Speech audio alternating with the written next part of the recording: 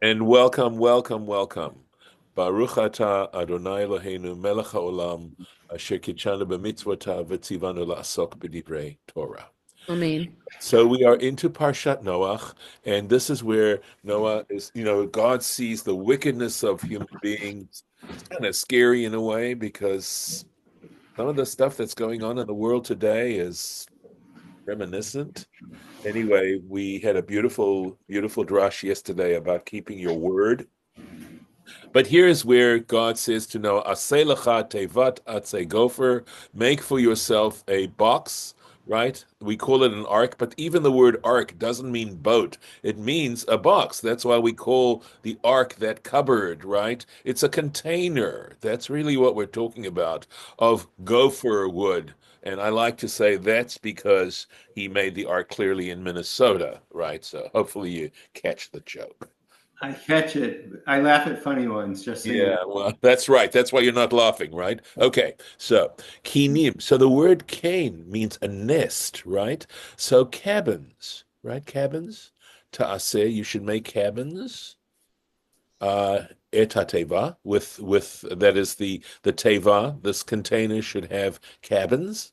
The chafarta oto, and you should cover it over mibayit umichutz bakofer. So in other words, you should make pitch. You should pitch it from inside. Bayit is inside, michutz outside, bakofer with pitch. Right. So we've got the strange word gopher, right? Gopher. What's gopher wood? And here we go. So the Gemara is going to, in Sanhedrin, try to discuss what is gopher wood. Atse gopher. My gopher. What is gopher? Amar debe Rabbi Shila. So in the school of Rabbi Shila, they said zo mavliga. It's kind of wood called mavliga. So they knew what mavliga wood was back then. I mean, we're going to see. Fortunately, we have the Torah Temimah underneath. There was a disagreement about this. For Amila, there are those who say no, that's not what debe Rabbi Shila said. They said it was golmish. It was golmish. Again, very helpful, right? Okay. So let's take a look at Torah Temimah right down here. Mine atse atzim v'arazim. He says these are kinds of trees, and erez is a cedar tree, a type of cedar tree, erez, right? The Onkelos Tirgame, and Onkelos, also tremendous resource, he translates this as kadrom. Kadrom. Let's take a quick look, see if it's in here. Yeah, there, kadrom. In, that's Aramaic for trees, kadrom, of kadrom. So again, I realize that for most of us, doesn't sound terribly helpful, but let's keep going. We're not finished. Ukinir and it would appear he milat romit, that it's actually a Latin word. Sorry, and the word in Roman, okay, or in Latin is cedrus, cedrus, and in Hebrew, of course, Erez means cedar, right? So, so that's somehow maybe kadrom. I don't know how he sees. This is definitely kadrom, and maybe we see the ka can sometimes be a C sound, right? So maybe we can see the word cedar in there. So it was made out of cedar wood. For al hapasuk b'shir hashirim, and regarding the verse in Song of Songs, bachur ka'arazim, right, where it says choice like cedars, and there it is, arazim, right? Miturgam, it says chason ke golmish. There's that word, golmish, right? Chason means strong, strong as golmish, cedar. So there we are. That's that particular one. Goes on, God in giving Noah the instructions regarding the construction of the ark, right? Uh, Rabbi, mine says Cyprus, oh, really? and it says the Oh, name resembles Gafrit, sulfur. yes, that is correct. And that's because it was supposed to withstand it. Well, thank you for the correction. Thank you. All right. So Ares is Cyprus. Is Cyprus No, but related mine, to I don't see Peter? where mine. What verse are you on? And why are we doing Noah? The reason we're doing Noah is because we completed Vayeshev, the Parsha of Vayeshev, which is this week's Parsha. We completed all the Rashis on it. We actually got through all of it. Okay, because I don't see the word Erez. Okay, 1 second, and I'll see it. And What verse are we on? Is Cyprus similar to cedar though? Is it of the same Um, well, cypress, isn't species? cypress one that grows by the water? No, I thought that was willows. Yeah, cypress is similar to cedar, I think. Yeah, I think that's why I made the mistake. Okay, so here we are. Okay, Yud yeah. yeah, It so it is in doesn't Udot. say. You'd say Gopher, right? We're Hmm. trying to translate what Gopher is, and the Talmud is trying to give us because we know names of things change, and he says, right, Mine Eitzim, right, and Eitz is a tree, and Arazim. So I'm going to put in cypress because it's probably more accurate, but still, I think sometimes it's maybe there's a different name for cypress for cedar that I'm I not don't see uh, Mine seam. right here. There it is. This is In in Dot 14. in Rashi? No, in Torah Temimah. That's what we're doing. Oh, that's why I don't see it. Yes, yes, you don't have it. Okay, no. Right. There is a translation. It's even online, okay, of the upper parts of the Torah Temimah, right? Because the Torah Temimah is in two parts. Hmm. And the part that we read up above, that is this part here is in English. There's a translation by, I believe, Saul Sharfstein translated this part of the Torah Temimah. And it even has these footnotes. Excuse me 1 second. But he does not have the footnotes translated. And I searched to see if they ever was, and I cannot find them. So we are actually doing stuff that is not in print right now here. And this is the part. And if you get in, I won't take the time right now, but maybe tomorrow I'll show you because I got online this translation. It's called the Essential Torah Temimah, and if you go online, it is actually in on a website. So. So there's the Arasim right here. Okay, I think the question is answered, Lauren, because now you know we're not doing Rashis, etc. So let's keep Yeah. going. Let's keep going. But thank you for. I still appreciate very much, the retranslation of our areas as Cyprus. But I did think they were related. So Bart has a question. go ahead, Bart, please. Okay, my question is, you know where you find all these cypress? In Italy. Yes, yes, The tall ones that you picture, going up the driveways of the, yes. I yeah. know. I know. You're right.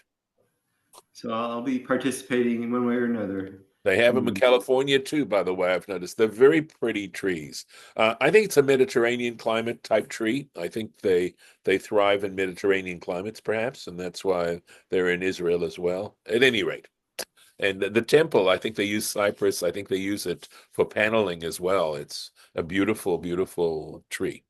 So let's keep going. This is this wonderful, wonderful drush. So in this verse, right? Let's keep going. So here we go in the Bible text, in the Torah text itself. Veze asher ta'aseh ota, and this is what you shall make for it. Shlosh, oh sorry, how you should construct it, right? Shlosh me'ot ama orech hateva, 300 cubits. It should be the length of the ark or the container. Chamishim ama rochba, 50 cubits its width, ushloshim ama komata, and 30 cubits its height. So a good rule of thumb for a cubit is a foot and a half. It is 18 inches. So you can figure out the length and the approximate dimensions of this ark, right? So it had to be 450 feet long, right? And let's see, it would have been 75 feet wide and let's see, and 45 feet high. That's the size of this ark, right? Going on, there's no Torah Temimah on that. Tzohar ta'aseh lateva. So here's another word that is not so common, right? But it's some kind of light. We'll see why, okay? Some kind of illumination you shall make for the ark. the el ama techalena, and you should, this appears to be that, and to 1 cubit you shall finish it up. My thought is that they're talking about the covering of the ark and that it should have a slope to it. Makes sense, right? Because of the fact that it was going to rain and you wanted the rain to pour off the top of the ark. By the way, I think there is a special place in Hades for the people who invented flat roofs, because I've pretty never known a flat roof that didn't have problems, but at any rate, water problems. So anyway, at the top. So it should come to a cubit width at the very top. Ufetach hateva betzibat tasim, and an opening for the ark you shall make on its side, at its side, tachtiyim, bottom, shniim, second level, ushlishim, and third levels, right? So you should make bottom and middle and third levels, ta'aseh you shall make. So the ark had floors to it, right? So we, again, this is all Rashi describes the purpose of these floors. The top floor was for the human beings, the middle floor was for the animals, and the bottom floor was for the dung. That's where they popped the dung. All right, going on here. Tzohar. This is, okay, I think this is in Sanhedrin as well. Ibid, right?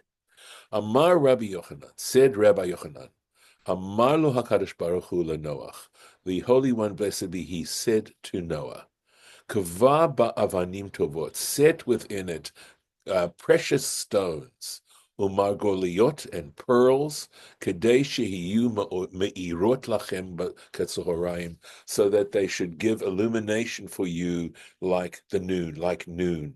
In other words, it shouldn't be dark. The interior of the ark would be, so it's interesting, right? A detail that the inside of the ark was illuminated, right, through natural light that came through these, and according to Rabbi Yochanan, precious stones. Let's take a look. There's a major Torah Temimah on this.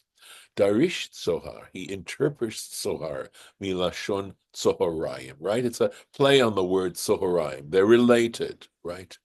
Noon Tzoharayim. Ushnehem milashon Zohar, and both of them are reflective of the name of the word Zohar, right? Splendor, but it does mean illumination, right? Brightness. And he explains, Bechiluf ot zayin b'tzadik, just exchanging the letter Z for the letter Tza, right? Zohar and Zohar. Why? Shehem mimutza echad, because they're from one origin. In other words, the letter itself is pronounced from one part. It's the formation of that letter is similar. A Z and a Tza. If you think about it, if you try and pronounce them, you'll see the way your tongue is operating on the front of your mouth, against your teeth, etc. And that's why. And by the way, Samson Raphael Hirsch has a major excursus of words that of how to translate Hebrew words based on this particular principle. That if the letters are made in the same way in the mouth, the words are two different words, may be related because of letters that are similar. Ve'iyen od, and see further me'inyan agadazo, about this particular agadata. Excuse me. Yerushalmi, in the Yerushalmi, Psachim, in the tractate, in the Jerusalem Talmud of Psachim, Perik Aleph, chapter 1, Halacha Aleph. That's how, as I said before many times, the Yerushalmi Talmud is subdivided. Okay, going on now. Rabbi Yochanan. In other words, and what Rabbi Yochanan perceives, right? What does he see? Lidrosh kain, to give this interpretation. She'inyan ha-tzohar, that this tzohar that's mentioned, hayu avanim tovot, were actually made of precious stones. V'lo kepshuto, and not like the pshat, the simple meaning, chalon, that it just simply means a window. And you will see that there are translations that translate this tzohar as a window, shel zechuchit, of glass. Ka'asher kain hu be'emet, da'at Chad Midrash Rabbah, sorry, Manda Amar Midrash Rabbah Kama, which is in fact, truthfully, an opinion of one of the people, right, or a certain opinion mentioned in the Midrash Rabbah on this particular verse, right? So that's going back a long way, Midrash Rabbah, right? So there is actually an opinion in the Midrash Rabbah that says that it was made out of glass. It was a glass window. Yesh Lamor. So going back to Rabbi Yochanan, who says that it's made out of precious stones. Yesh Lomar, you can say Al Pi Ma Shekatuv b'Midrash Rabbah, again referencing the Midrash Rabbah, Parshat Vayera, in the Parsha of Yera, Mashe Amar Hamalach Elot, referencing what the angel said to Lot, B'Mahapachat Sodom, when at the overturning of Sodom, Al tabet acharecha, do not look behind you. Why did the angel say to Lot and his family when they were escaping the city of Sodom, right, on the way out of there, do not look behind you? We're going to find out. Eincha kidai, you are not worthy, lehinatzel v'gam lerot, both to be rescued and to see b'mapalatan shel rishaim, to see the destruction of the wicked. Ela dayecha, it is enough lehafkia et atzmacha, just to save yourself, basically what it means. In other words, to get yourself out of there. You're only worthy to the extent of getting yourself out of there, out of Sodom, of being rescued from Sodom and Amorah, compared to everybody else who's going to be destroyed, all those wicked people. You do not have the privilege of seeing their destruction. Interesting concept, and I think really one to meditate on, right? So how's he tying it together? So he's going to tie it together. V'nehine baha dichtiv b'Noach tzadik tamim. And in fact, when we see regarding Noah, where it says tzadik tamim haya b'dorotav, that Noah was pure in his generations, right? Darish Rabbi Yochanan lignai. Rabbi Yochanan is the guy who says that's not a compliment, right? Bedorotav, meaning in his generations, v'lo bedorot acherim. In not other generations, he was considered righteous in his generations, but not in other generations. She'im haya bedorosh shel Avraham, had he lived in the generation of Abraham, lo haya nechshav letzaddik, he wouldn't have been considered righteous, right? There's righteousness, and then there's righteousness.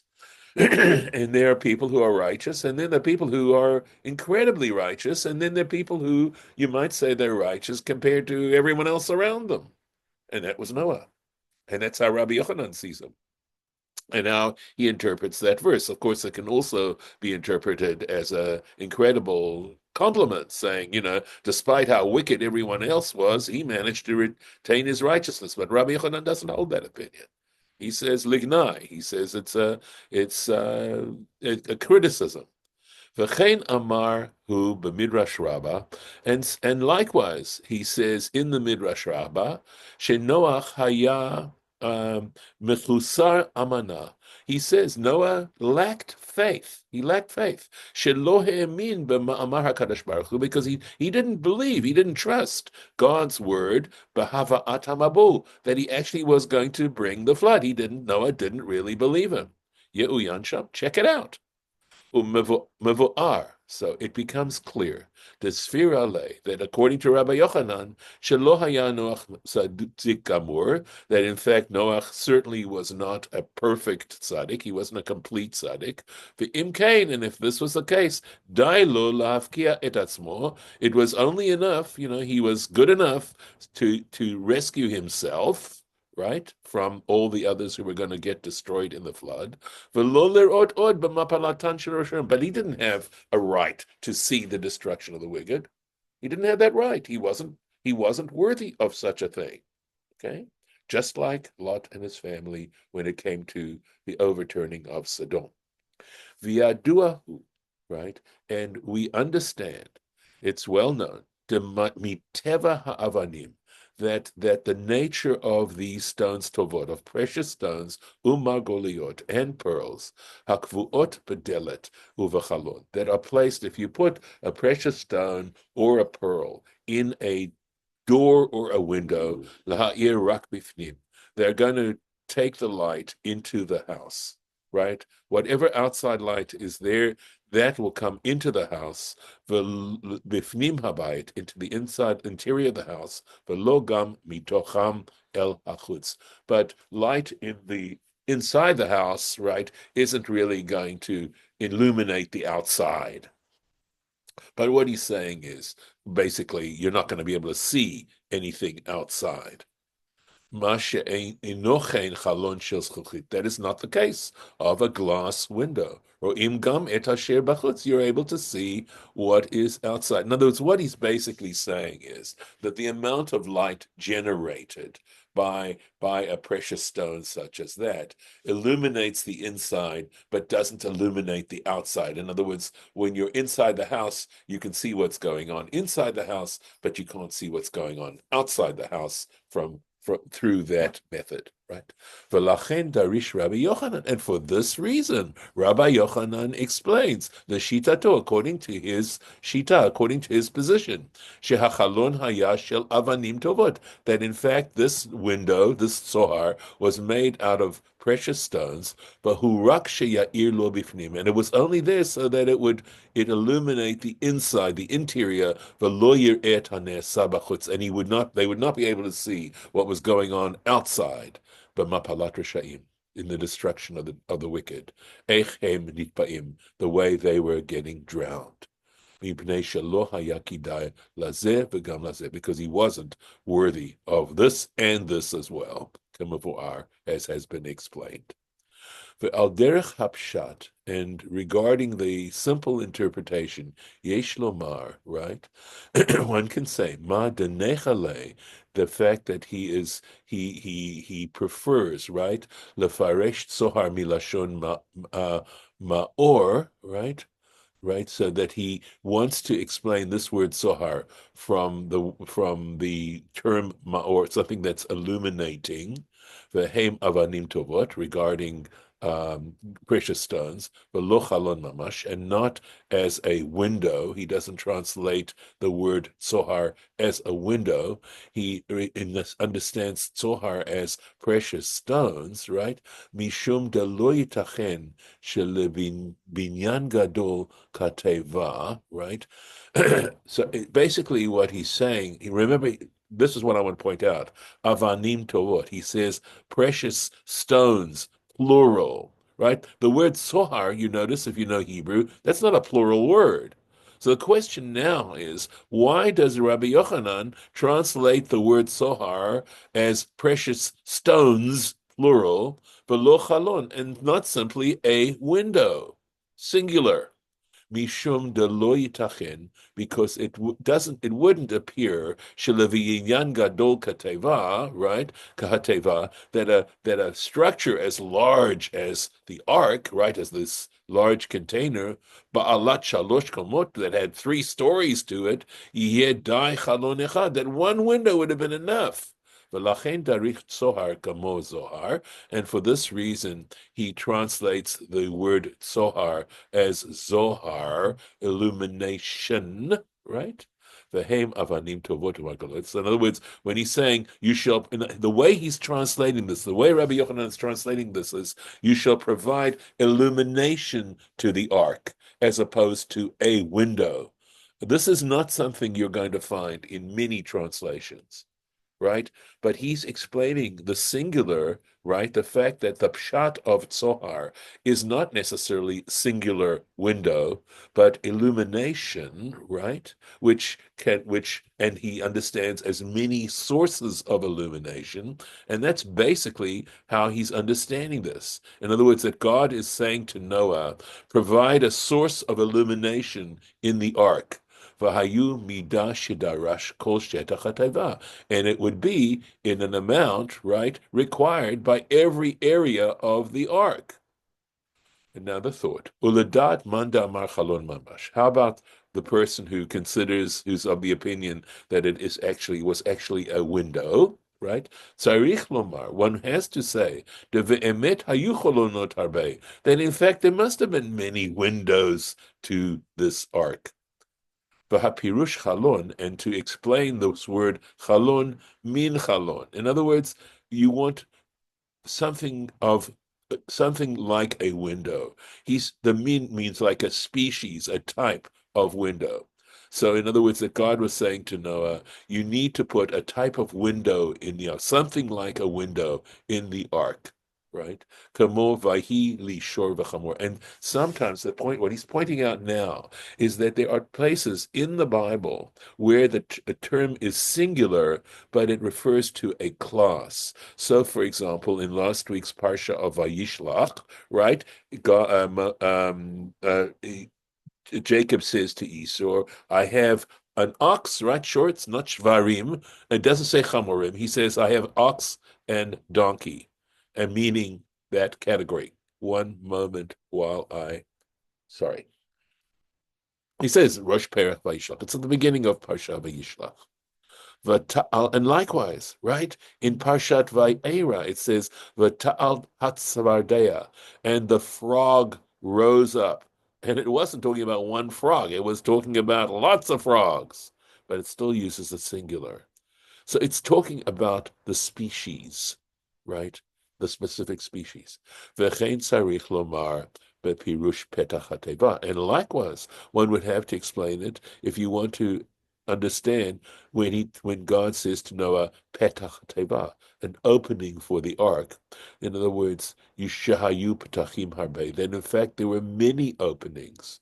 Ufetach, and when he uses the term petach, he means petach. He means you need openings, a kind of opening, a kind of opening, kemuvuar, as has been explained. And we will hold off for today. Thank you. All right, we'll stop the share. Any thoughts before we go off the record? Okay.